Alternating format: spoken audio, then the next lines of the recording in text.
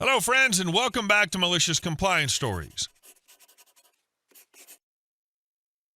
The opening story takes viewers inside a busy overseas container depot where long lines, tight lanes, and strict rules keep everything moving.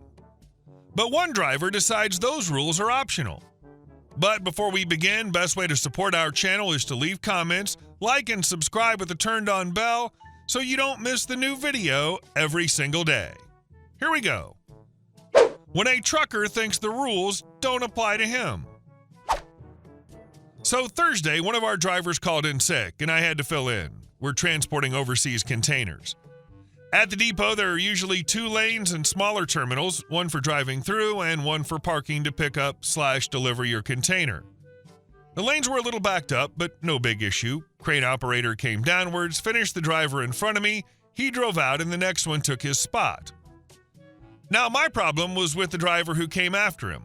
I was next in line until the first guy I mentioned parked his truck. The operator had already lifted my container, and everybody could see that.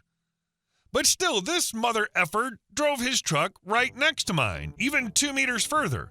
I was finished and couldn't get out. The guy after him, driving lane, saw that and even didn't pull up, leaving space for this a-hole to back up so I could leave. Because usually the crane operators drive the positions upward, finish up the drivers along the way, and then downward, same story. They don't go back for a single driver. I told him, dude, could you back up? I'm finished. Rather dumb given the circumstances that he drove further anyways, but still, he was like, no way, I got this position, I'm staying here. My man, I'm finished. The crane operator won't come here anytime soon. You can just back up and even take my parking spot. If you say pretty please, I just might, he said, which really ticked me off. Because house rules even state that you're supposed to pick the next position if yours is taken, or drive another round if that doesn't work either.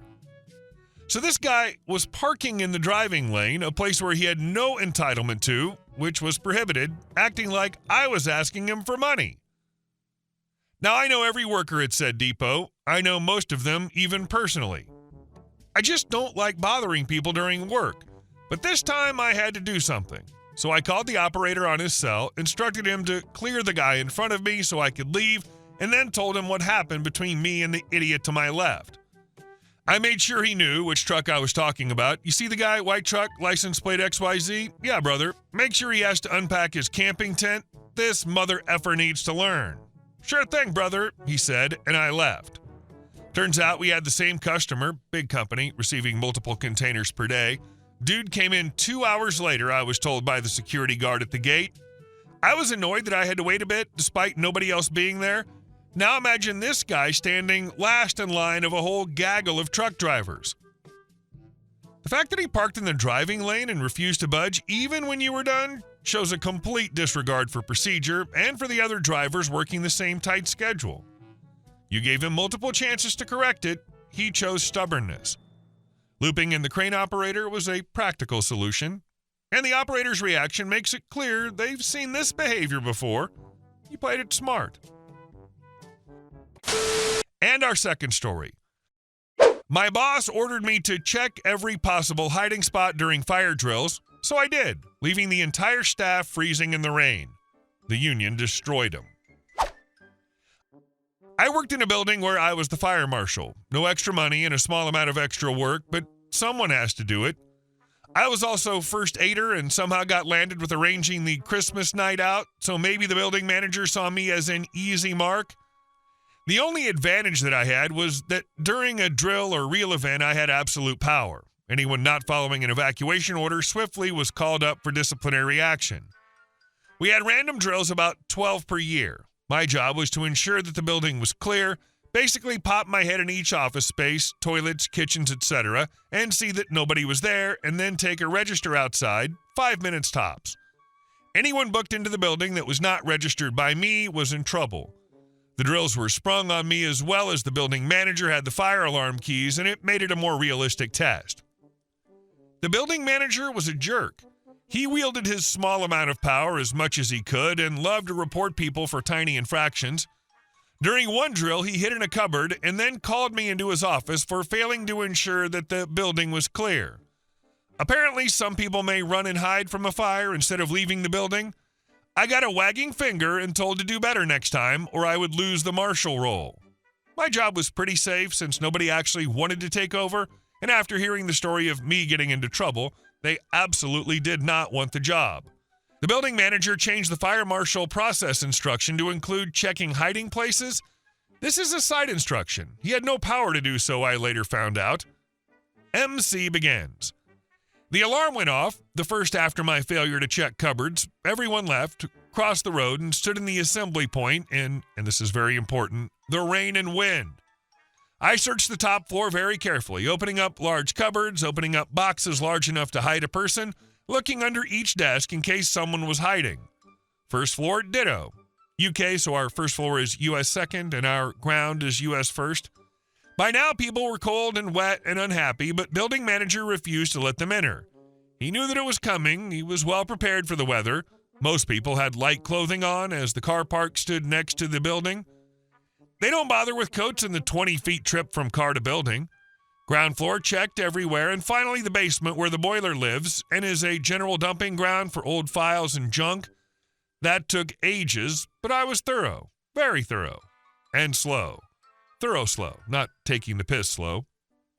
I left the building, took the register, and a mass of sodden people headed back into the building. I was massively unpopular until I showed them the PI that said I had to check all spaces that someone could hide.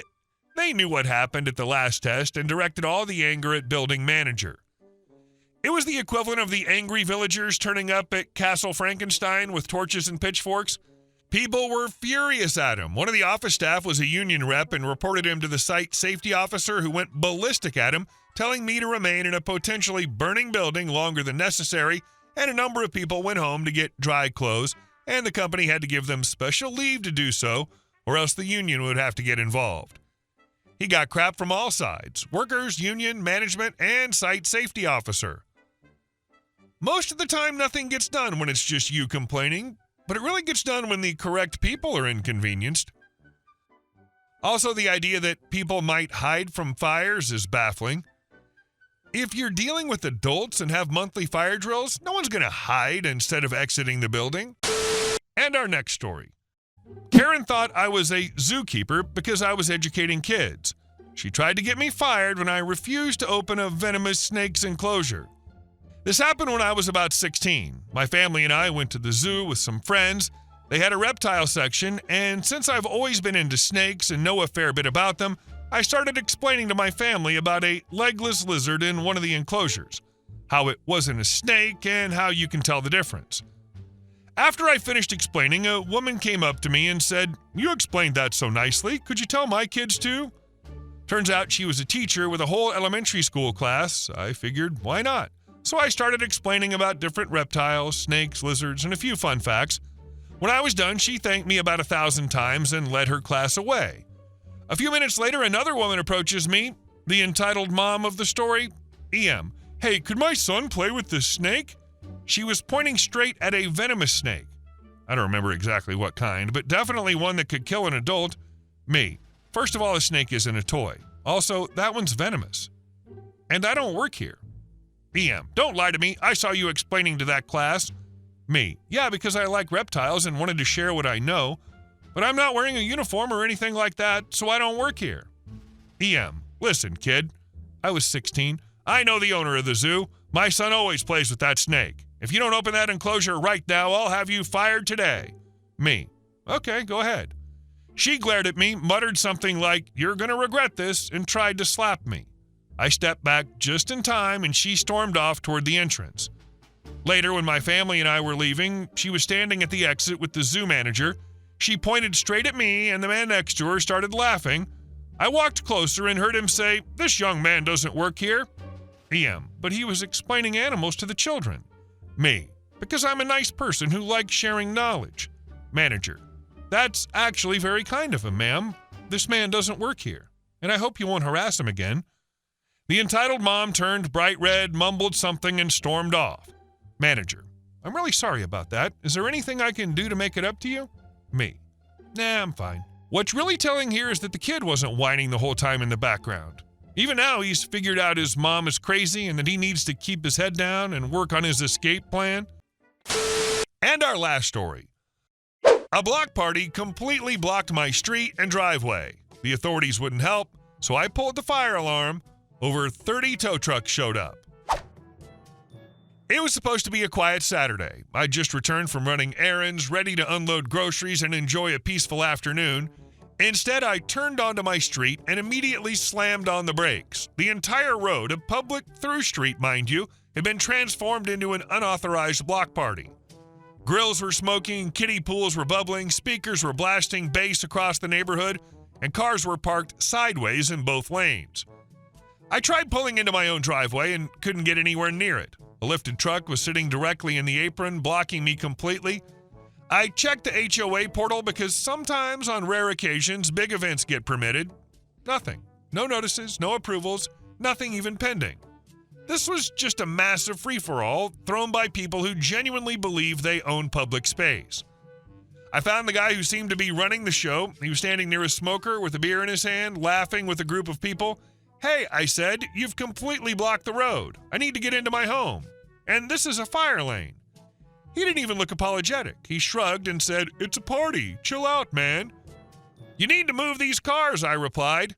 He laughed again, shook his head, and walked away like nothing happened. The disrespect simmered in my chest, and I walked back toward my car in disbelief. Fine, time for the authorities. I called the non-emergency police line and explained that a public road was being obstructed entirely. They told me this was a parking enforcement issue, so I called parking enforcement. They refused to come out at all, claiming our neighborhood was in a dangerous area. We're a quiet suburb where the biggest crime is teenagers ding-dong ditching during winter break. It was obvious nobody wanted to deal with a big, loud crowd. I stood there for a minute, staring at the chaotic mess, and something inside me snapped. Then I remembered the bright red pull handle fire alarm on the clubhouse wall. I'd walked past it 100 times. I also remembered that the manual said it sends an automatic alert to the fire department, intended for emergencies like fires, gas leaks, or blocked emergency routes. A completely obstructed fire lane absolutely qualifies. I walked over, took a breath, and pulled it. Within minutes, I heard sirens in the distance. The sound grew louder until a massive fire engine rounded the corner. It slowed to a stop the moment it reached the wall of parked cars and confused partygoers. The firefighters climbed out, and the look on the captain's face was priceless when he saw the road was completely unusable. They ordered the crowd to clear space. The crowd booed them, booed firefighters. One drunken genius even shouted, "We paid for the street, it's our party," which wasn't even close to true. I watched the fire captain's expression go from stern to carved from stone furious. He picked up his radio without another word. 20 minutes later, the street looked like the opening of a riot control documentary. Police cruisers poured in from both ends of the road, officers lined up, barking commands they absolutely intended to enforce, and then, like a scene from a towing-themed apocalypse, an army of tow trucks appeared. At least 30 of them. The police made a PA announcement. Any person who attempts to move, touch, or interfere with a vehicle marked for towing will be arrested for obstruction. Chaos. Absolute chaos.